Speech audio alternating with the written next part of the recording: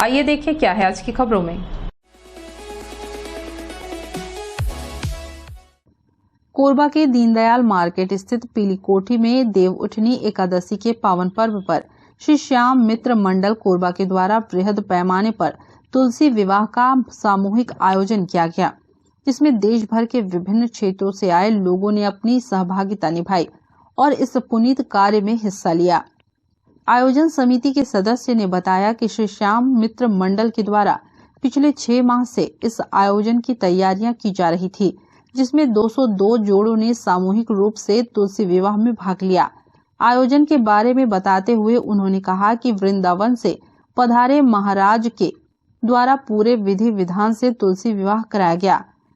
श्याम मित्र मंडल कोरबा द्वारा यह एक आयोजन सामूहिक तुलसी विवाह का आज कोरबा में हम कर रहे हैं। श्याम मित्र मंडल द्वारा यह कार्यक्रम आज सुबह 8:30 बजे चालू हुआ था, जो कि वेदी की पूजन, गणेश जी के पूजन, पितर देवताओं के पूजन और गुरु पूजन यह होके अभी भोग भंडारा का कार्यक्रम चल रहा है हमारे यहाँ। भोग भंडारा कार्यक्रम होने के पश्चात अभी 3 बजे श्याम मंदिर कोरबा से शालिग्राम बाबा की भव्य बारात निकलेगी, जो कि सतदेव मंदिर के से आगे से जाकर पुनः इसी स्थान पर आके बारात आएगी और फिर यहाँ पर शालिग्राम और तुलसी माता का विवाह होगा।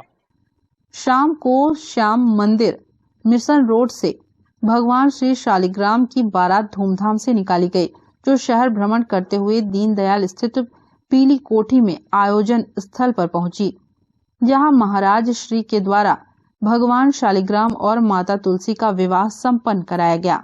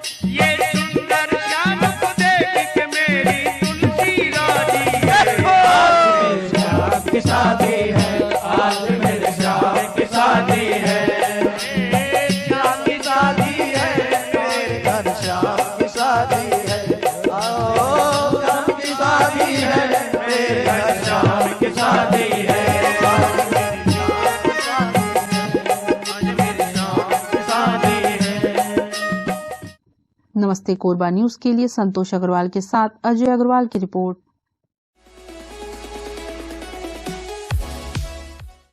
8 नवंबर को गुरु पर्व है, जिसकी सिख समाज द्वारा तैयारियां जोरों शोरों से की जा रही हैं। ट्रांसपोर्ट नगर स्थित गुरुद्वारे में 5 नवंबर से लंगर सेवा शुरू हो जाएगी। 6 नवंबर को नगर कीर्तन कोरबा गुरुद्वारे से होकर ट्रांसपोर्ट नगर गुरुद्वारा पहुंचेगी, जहां रात में लंगर का आयोजन किया गया है। इसी तरह 7 तारीख को भी विभिन्न कार्यक्रम तय है। 8 तारीख को गुरु पर्व के उपलक्ष्य में गुरुद्वारे में कीर्तन का कार्यक्रम और लंगर पूरे दिन चलता रहेगा। खूब जोर शोर से चल रहा है, अभी तो साफ सफाई का चल रहा है। 5 तारीख को सेवा, गुरु के लंगर की सेवा चालू हो जाएगी। 6 तारीख को नगर कीर्तन कोरबा कोरबा गुरुद्वारा से निकले ट्रांसपोर्ट गुरुद्वारा पहुंचेगा और उसका रात को लंगर अटूट चलेगा। फिर 6-7 तारीख को फिर लंगर की तैयारी होगी। 8 तारीख को गुरुपुरब है। गुरुपुरब के उपलक्ष्य में जो बाहर से कीर्तन जत्थे लोग आ रहे हैं वे अपने विचार विमर्श करेंगे और फिर वहाँ उस दिन तो सुबह से लेकर शाम तक लंगर चलते रहेगा। व्यवस्था बहुत बढ़िया रहती है। कीर्तन होते बाहर जत्था जो आ रहा है वो कीर्तन गुरबाणी विचार करवाएगा और उसके साथ सब बैठने की खाने पीने की बढ़िया व्यवस्था बनाए रखते हैं। नमस्ते कोरबा न्यूज के लिए रामकुमार के साथ संतोष अग्रवाल की रिपोर्ट।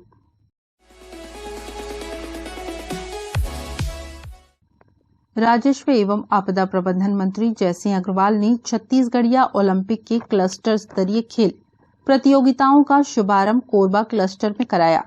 उन्होंने खिलाड़ियों का उत्साहवर्धन करते हुए विभिन्न खेल टीमों में शामिल खिलाड़ियों को अपनी शुभकामनाएं दी तथा खेल भावना के साथ खेल खेलने को कहा। इस मौके पर महापौर राजकिशोर प्रसाद, सभापति श्याम सुंदर सोनी सहित निगम के अन्य जनप्रतिनिधिगण विशेष रूप से उपस्थित थे।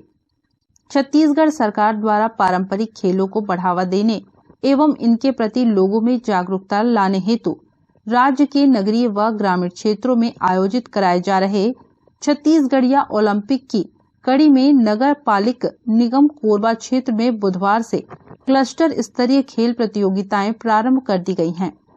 इसी कड़ी में आज कोरबा क्लस्टर की खेल प्रतियोगिताएं भी प्रारंभ हुई।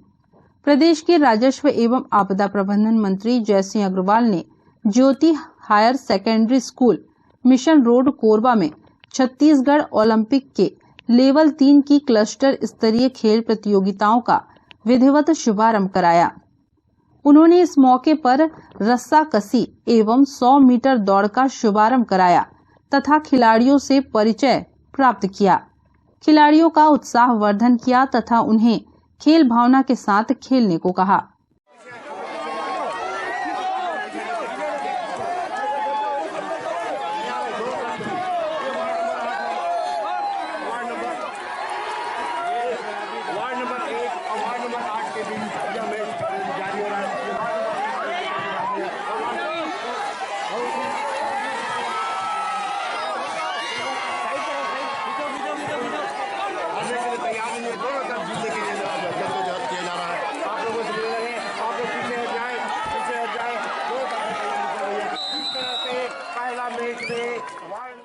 हमारी कांग्रेस की सरकार ने एक ऐतिहासिक निर्णय लिया कि खेल कूद के आयोजन पूरे प्रदेश और देश में अंतर्राष्ट्रीय स्तर पे भी हर प्रकार के होते रहते हैं, लेकिन पहली बार छत्तीसगढ़ी ओलंपिक का आयोजन किया जा रहा है जिसमें जगह जगह खेल कूद प्रतियोगिताओं का आयोजन हो रहा है। इसमें काफ़ी खिलाड़ियों का भी बहुत रुझान है, उनके पेरेंट्स का भी बहुत रुझान है और आम जनता का भी इसमें काफ़ी रुझान है और बहुत अच्छे ढंग से बच्चे अपने अपने ढंग से खेलों को खेल रहे हैं और इसमें जीत रहे हैं, तो बहुत खुशी की बात है। ये सरकार का ऐतिहासिक निर्णय हमारा जो अभी हमने मिशन स्कूल में शुभारंभ कराया 7 खेलों का, अभी CSCB के स्कूल में आपका कबड्डी का शुभारंभ कराया है। तो मैं सभी खिलाड़ियों को हार्दिक बधाई शुभकामनाएं देता हूं और निश्चित तौर पे छत्तीसगढ़ की परंपरा के अनुसार इन खेलों का आयोजन किया जा रहा है। नमस्ते कोरबा न्यूज के लिए अजय अग्रवाल के साथ ममता साहू की report.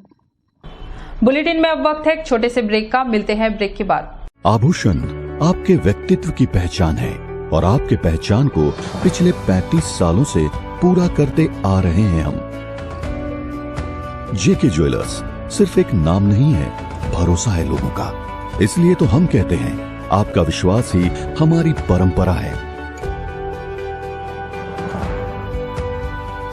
Gold, diamond, silver, Kundan व जेमस्टोन ज्वेलरी की सबसे विशाल वैरायटी के साथ हमारे यहाँ आपको मिलता है स्पेशल वेडिंग लाउंज, आपकी शादी की सभी जरूरतों को पूरा करने। कोरबा की सबसे विश्वसनीय, जांची व परखी जगह है JK ज्वेलर्स। हमारे नवनिर्मित शोरूम में इन त्योहारों के अवसर पर पधारिएगा जरूर। JK ज्वेलर्स, दीनदयाल मार्केट के पास, power house road, Korba. Contact 8822299906। सर्व सुविधा युक्त दंत चिकित्सालय Vivek dental clinic, best hygienic clinic, specialised dental surgeon doctor Vivek Ranjan Mahato, BDS specialised dental surgeon.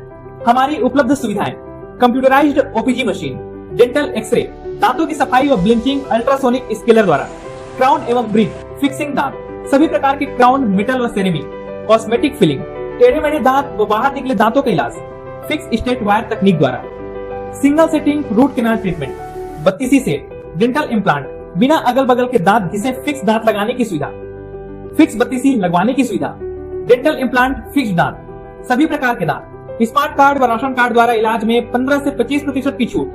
Clinic का पता सिटी सेंटर मॉल के बाजू में, power house road, Korba.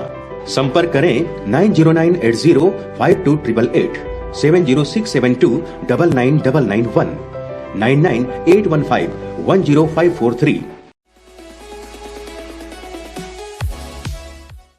Chhattisgarh का कोरबा नगर निगम जहां हर साल सफाई के नाम पर लाखों रुपए खर्च करने के बावजूद भी विशेष स्वच्छता अभियान चलाने की नौबत आती है, परंतु सफाई की स्थिति ठेकेदारों की लापरवाही और निगम कर्मचारियों की उदासीनता की वजह से सुधर नहीं पाती है। हम आपको कुछ तस्वीरें दिखाने जा रहे हैं जो नगर निगम की लापरवाही को व्यक्त करती हुई दिखाई देगी। यह सारी की सारी तस्वीरें गंदगी से जुड़ी हुई है। एक तरफ क्लीन सिटी बनाने के नाम पर न जाने कितने लाखों बहा दिए गए, वहीं दूसरी तरफ बुनियादी इंतजाम करने में नगर निगम अमला कोताही बरतते हुए नजर आ रहे हैं।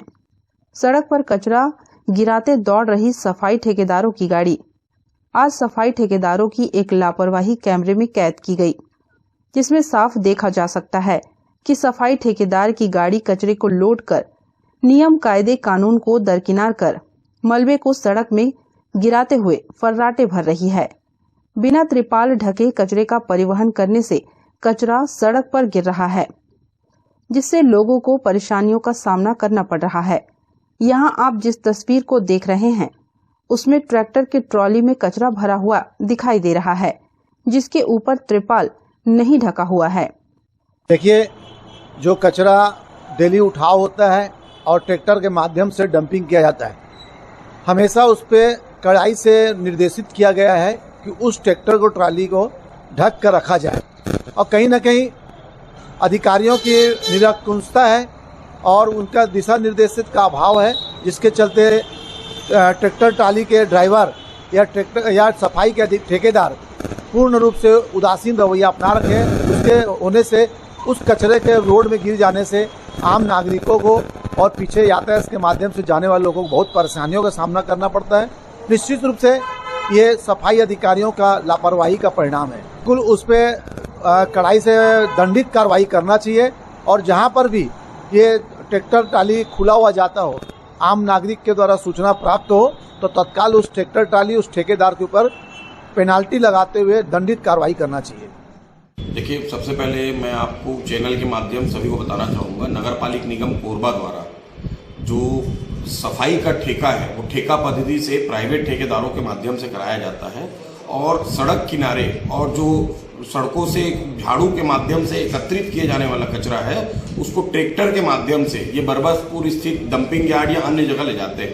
लेकिन पूरे अधिकारियों के नाक के नीचे उपरोक्त कचरा खुले में ट्रैक्टर में परिवहन किया जाता है, जिससे आधा कचरा पूरे रास्ते भर उड़ते और गिरते हुए जाता है। और एक कहीं ना कहीं एनजीटी की गाइडलाइन हो, स्वच्छता सर्वेक्षण की गाइडलाइन हो, इसका खुले रूप से उल्लंघन है। मेरा आपसे आपके चैनल के माध्यम से आयुक्त महोदय से और माननीय महापौर जी से अनुरोध है कि ऐसे ठेकेदारों के ऊपर में सख्ती बरतते हुए इसको तारपोलिन से पैक करके प्रॉपर वे में कचरे का परिवहन करें, जिससे शहर के आम लोगों को व्यवस्था में मतलब आसानी हो सके। तथा कथित गौठानों और नसबंदी कार्यक्रम का भी निकला दम। एक तरफ जहां बड़े बड़े वादे एवं जन सरोकार की बात की जाती है, निगम की काम की बात की जाती है, वहीं दूसरी तरफ ठीक उसके उलट वर्तमान में यह नजारे प्राप्त होते हैं। दरअसल उसी गंदगी क्षेत्र में सुबह के समय में दर्जनों की तादाद में मवेशी घूमते फिरते दिखाई देंगे, जो डंप की गई प्लास्टिक के टुकड़ों को खाकर अपना भरण पोषण कर रहे हैं, जिसके कारण मवेशियों की आकस्मिक मृत्यु भी वही आसपास इलाकों में भी हो जाती है। साथ ही अन्य रूप में एक योजना जिसे नसबंदी का नाम दिया गया था, जिसका साक्षात उदाहरण यही गंदगी के आसपास मौजूद कुत्ते की तादाद से भी लगाया जा सकता है, जो साफ तौर पर निगम अमले की नसबंदी मुहिम को भी वर्तमान में परिलक्षित करता है।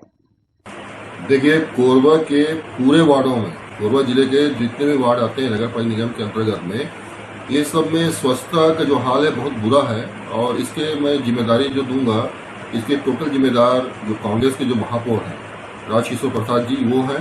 उनके द्वारा किसी प्रकार से जो स्वच्छता ठेकेदार हैं, जो स्वच्छता अधिकारी हैं, न कोई दबाव दिया जाता है, न किसी प्रकार से उनको सही ढंग से कार्य करने के लिए प्रेरित किया जाता है। पूरे वार्डों की स्वच्छता का हाल बहुत ही खराब है और इस संबंध में हमारे द्वारा लगातार नगर निगम आयुक्त और महापौर जी को अवगत कराते जा रहे हैं, लेकिन उसके बावजूद भी इनके द्वारा किसी प्रकार से कोई भी इस संबंध में कोई ठोस कार्रवाई नहीं की गई है। नालियों का हाल बहुत बुरा है, नालियां टूट चुकी हैं, 20-30 साल मकान बने हुए हो चुके हैं, सीवेज की हाल खराब है, नालियों का हाल खराब है। इस संबंध में लगातार पत्राचार करने के बाद भी न तो नगर पालिक निगम के द्वारा ध्यान दिया जाता है। एक प्रकार से देखेंगे तो जो 8 सालों में जो कांग्रेस की सरकार जो यहाँ रही है महापौर के रूप में, उनका जो कार्यकाल रहा है वो आम जनताओं के लिए बहुत ही निराशाजनक रहा है और सफाई का हाल बदहाल है और नालियों का हाल बदहाल है, सीवेज का हाल बदहाल है। और इस संबंध में मेरा निवेदन यही है नगर निगम के आयुक्त से और माननीय भूपेश बघेल जी से कि पूरे वार्डों की स्वच्छता और नालियों और सीवेज के संबंध में ध्यान देते हुए यहाँ पर ठोस कार्रवाई करवाने की कृपा करें। नमस्ते कोरबा न्यूज के लिए अजय अग्रवाल के साथ रामकुमार यादव की रिपोर्ट।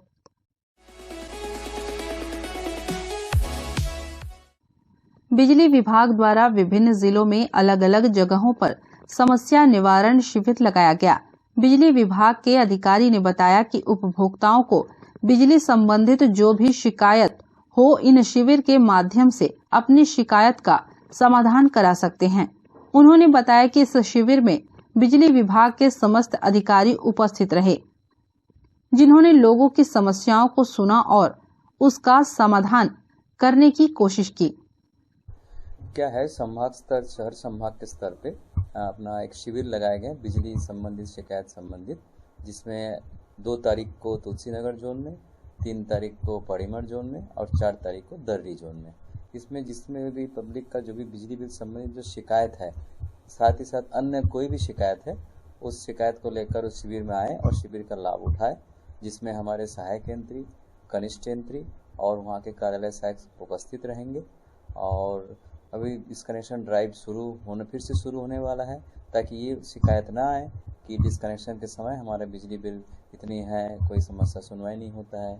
तो इस चीज़ का समस्या ना हो, इसको देखते हुए शिविर लगाएगा और शिविर को उठाकर लाभ उठाए। जैसा कि मान लीजिए किसी ने बोलते हैं कि बिजली बिल में ये रीडिंग है और हमारे रीडिंग के आधार पर बिलिंग इस टाइप से नहीं हो रहा है, तो उस उपभोक्ता का आवेदन लिया जाएगा। फिर उसके बाद उनके घर जाकर एक्चुअल मीटर रीडिंग के आधार पर उनका बिल को उसी आधार पर सुधार कर लिया जाएगा। इसके साथ ही मान लीजिए किसी को कोई खंभा झुका हुआ है या तार जर्जर है, इसका भी शिकायत इस शिविर में दे सकते हैं। इसके अतिरिक्त और भी किसी तरह कोई शिकायत हो किसी के संबंधित, तो उस कार्य वहाँ पर देंगे, दर्ज किया जा रहा है। उसकी सबको जानकारी पर्यावरण यंत्री के द्वारा भी मंगाया जा रहा है एवं उच्च कार्यालय द्वारा भी इसकी जानकारी मंगाया जा रहा है। नमस्ते कोरबा न्यूज के लिए रामकुमार यादव के साथ अजय अग्रवाल की रिपोर्ट।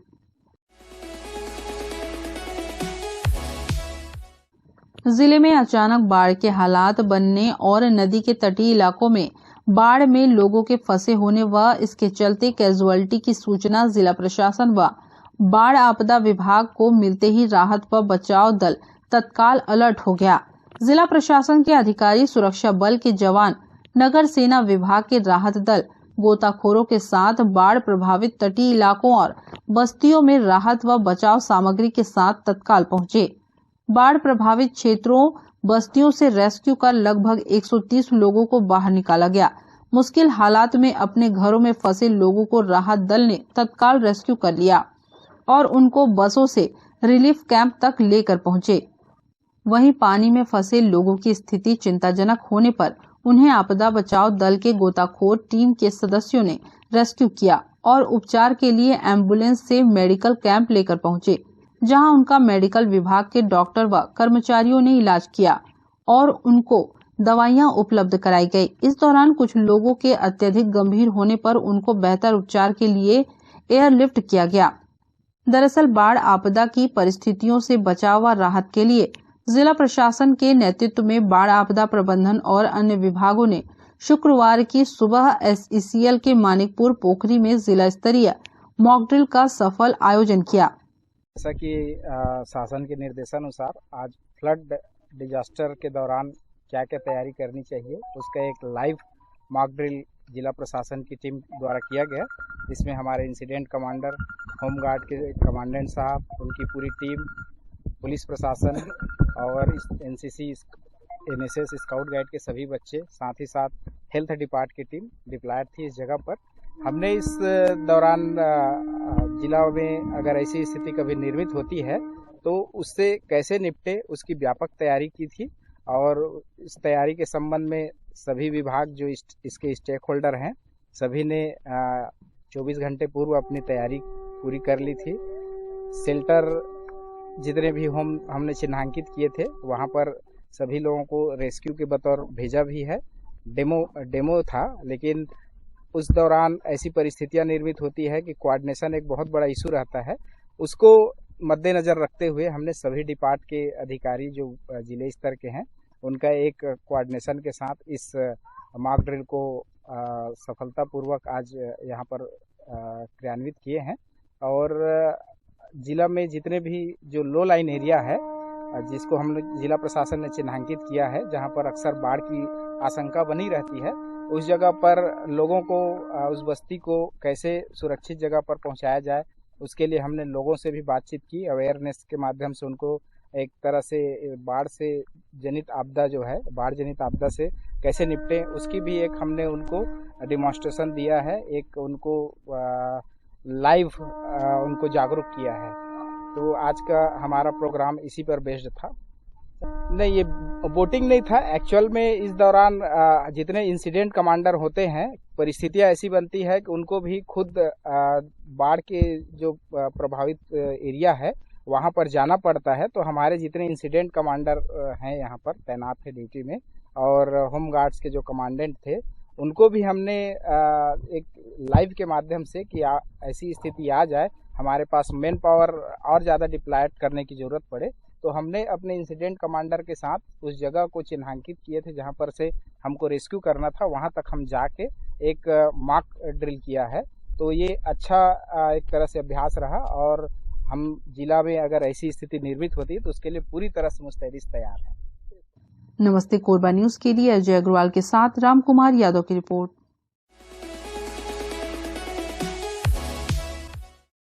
हमें जानकारी मिली है कि कुछ लोग नमस्ते कोरबा समाचार में खबर चलाने के नाम से पैसों की उगाही कर रहे हैं। आप सभी से अनुरोध है कि खबर चलाने के नाम से अगर कोई आपसे पैसों की मांग करता है तो आप अपने संबंधित थाना क्षेत्र में उस व्यक्ति की शिकायत करें। इसके साथ ही आप हमसे नीचे दिए गए नंबरों पर संपर्क करें। हम निष्पक्ष पत्रकारिता करते हैं। हम अपने कार्य को व्यवसाय की श्रेणी में नहीं रखते। संपर्क करें 7000314479 9827107490। न्यूज के इस बुलेटिन में बस इतना ही। न्यूज अपडेट के लिए जुड़े रहें हमारी YouTube channel, Facebook, Telegram, Instagram, Twitter को सब्सक्राइब, लाइक, कमेंट करना ना भूलें। नमस्कार।